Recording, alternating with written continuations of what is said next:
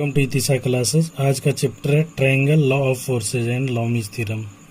चलिए इसके बारे में हम लोग देखते हैं। कोप्लेनर कंक्रीट फोर्स क्या है? When the acting forces line of action lies in same plane and meeting at a point to each other said to be coplanar concrete forces. ये टर्म आपका इस्तेमाल आगे होगा। अब इसका हम देखते हैं क्या कहता है। The coplanar concrete forces is said to be in equilibrium condition if algebraic sum of component of the forces of system along two mutually perpendicular direction। मतलब एक आपका हॉरिजेंटल डायरेक्शन में होगा, एक वर्टिकल डायरेक्शन में होगा। तो हॉरिजेंटल और वर्टिकल डायरेक्शन बोथ का अगर सम्मेशन 0 0 होगा तो कोप्लेनर कंक्रीट फोर्सेज होगा। तो मेरा पॉइंट है ट्रायंगल लॉ ऑफ फोर्सेज। ये है क्या? If two forces acting simultaneously on a particle be represented in magnitude and direction by two sides of a triangle taken in order. The resultant may be represented in magnitude direction by third side of the triangle taken in opposite। ये क्या कह रहा है? देखिए, ये मान लिया जाए ये एक वो पॉइंटर जिस पर हमने दो फोर्सेज P एंड Q लिया है। आप देख रहे हैं P एंड Q दो फोर्सेज है। इसको कह रहा है एक ट्रायंगल के ऑर्डर में हमें लेना है। तो मान लिया P को हमने AB डायरेक्शन में लिया और यहाँ से B से C, BC को हमने Q डायरेक्शन में लिया। तो इन दोनों फोर्सों का जो रिजल्टेंट होगा इसके अपोजिट ऑर्डर में, देखिए ये डायरेक्शन में, ये डायरेक्शन में है, तो इसका अपोजिट ऑर्डर ये हो गया। तो ये दोनों बलों का परिणामी बल R हो गया। चलिए इसका हम देखते हैं। कंसीडर साइड OA हमने लिया। आप यहाँ देखिए इस फिगर में आप देख रहे होंगे OA को हमने P लिया, OA को हमने P फोर्स लिया और AB आप ये देख रहे हैं AB को हमने Q फोर्स लिया। Let R be the resultant of P and Q। और ये जो R है हमारा P और Q फोर्स का रिजल्टेंट है। तब हमें ट्रायंगल में इसका हमें रिजल्टेंट कैसे निकालना? फ्रॉम ट्रायंगल आपका देख सकते हैं ट्रायंगल OCB। OCB में क्या है? आपको OCB में 90 डिग्री है। आप 90 डिग्री देख रहे हैं तो ये आपका जो है कर्ण हो गया, यानी हाइपोटेनस हो गया। तो OB का स्क्वायर क्या होगा? OB का स्क्वायर इक्वल टू होगा OC का स्क्वायर प्लस BC का स्क्वायर। आप पढ़ चुके पाइथागोरस प्रमेय से आपने पढ़ा होगा।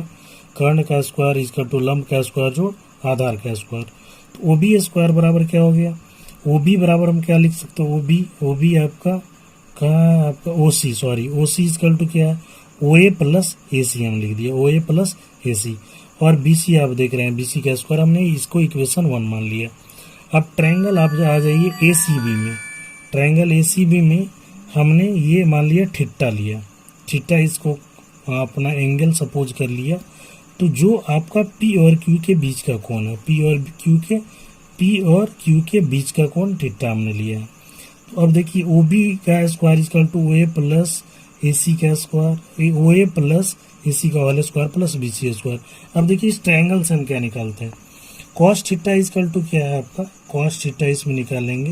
ये थीटा का सामने क्या है? लंब हो गया, ये आधार हो गया, ये कर्ण हो गया। कॉस थीटा बराबर क्या हो गया? आधार बाई कर्ण, AC बाई AC हो गया आधार और ये कर्ण हो गया AB। तो AC बाई AB हो गया। इसलिए हम इसको क्रॉस मल्टीप्लीकेशन किया तो AC इक्वल टू क्या हो गया? AB into cos theta. और AB आपका AB आप देख रहे हैं Q से हमने नोट किया है, डिनोट किया है Q। तो Q कॉस थीटा AC का वैल्यू आ गया। इसी तरह भी इसमें हम साइन थीटा अगर निकालते हैं, साइन थीटा बराबर क्या हो जाएगा? लंब बटा कर्ण, BC बाई आपका AB। तो BC इक्वल टू क्या हो गया? AB साइन थीटा, इसलिए BC equal to Q sine theta हो गया। अब ये दोनों वैल्यू हम इसमें पुट करेंगे। OB की जगह हमारा क्या है? R, तो R का स्क्वायर। अब OA की जगह हमारा देख रहे हैं OA की जगह P है और AC की जगह हमारा ये वैल्यू Q कॉस थीटा है, हमने ये पुट कर दिया। आपका देखिए BC की जगह क्या है? Q साइन थीटा का साइन थीटा है, इसलिए इसका whole square.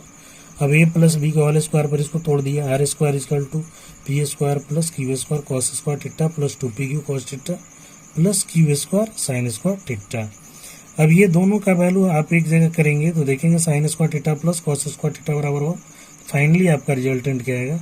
R square equal to P square plus Q square 2PQ cos theta होगा। अब ये डायरेक्शन इसका हम निकालना हो, ट्रायंगल लॉ का डायरेक्शन क्या होगा? तो मान लिया ये दोनों के बीच जो हमारा कोण है फाई हमने ले लिया, ये डायरेक्शन हमने फाई लिया है। तो tan फाई बराबर क्या होगा? tan फाई बराबर आप देख लीजिए BC by OC, BC by OC, OC की जगह हमने क्या ले लिया, OA प्लस AC, तो BC की जगह Q साइन थीटा और OA प्लस OA की जगह P और AC की जगह Q cos थीटा लिया, इसलिए phi equal to tan inverse Q sine theta बटा Q plus Q cos theta. देखिए लामिज थ्योरम का हम लोग देख रहे हैं। लामिज, इफ थ्री फोर्सेज में कौन होगा, कोप्लेनर फोर्सेज। हमने पीछे कोप्लेनर फोर्सेज की चर्चा की है। If three coplanar forces acting at a point be in equilibrium then each forces is proportional to the sine of angle between other two sides. ये क्या कह रहा है आप देखिए, जैसे मान लिया ए बी और सी इस पॉइंट पे आपका काम कर रहे हैं, तो ये आपका लामिज थ्योरम कर रहा है कि मान लिया जाए ये बी साइड है, तो ये दोनों के बीच का साइन, अगर मान लिया हमने ए लिया तो ये के बीच का, ये बी और सी के बीच का कौन, अल्फा है, तो ये बटा साइन अल्फा होगा। तो यही कह रहा है आपका लामिज थ्योरम कह रहा है कि अगर तीन फोर्सेज जो होगा acting at a point be in equilibrium, अगर इक्विलिब्रियम में हो तो then each force is proportional to sine of angle between other two sides मतलब हो गया, अगर मान लिया ए को हमने लिया तो अदर टू साइड्स कौन हो गया, बी और सी, इसके बीच का एंगल कौन हो गया, अल्फा।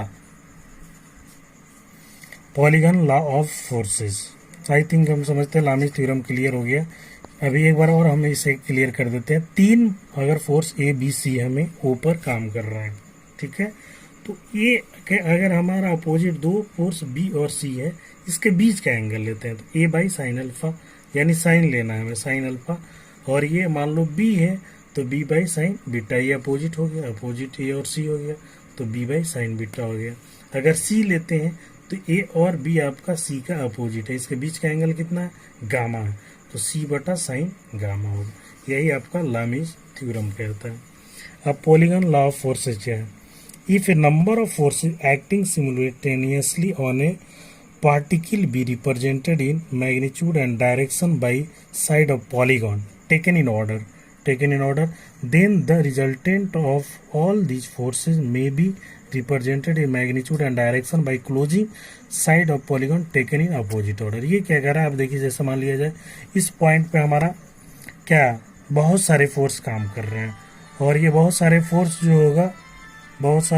जो होगा इसको हम अगर मान लिया एक ऑर्डर में काम करते हैं, मान लिया ऑर्डर में ले लिया हम F1 F2 F3 F4 F5 हमने ऑर्डर में लिया, तो ये देखिए आपका हम देख रहे हैं, मान लो F1 लिया, F2 लिया, F3 F4 F5, तो इसका ये जो अपोजिट ऑर्डर जो होगा आपका इस सारे बलों का परिणामी बल होगा, जो कॉन्क्रीट कोप्लेनर फोर्सेज के लिए होगा। ये पॉलीगन लॉ ऑफ फोर्सेस कहलाता है। It can be represented by making a polygon as shown in figure, जो इस फिगर में हमने ड्रॉ करके दिखाया है। तो ये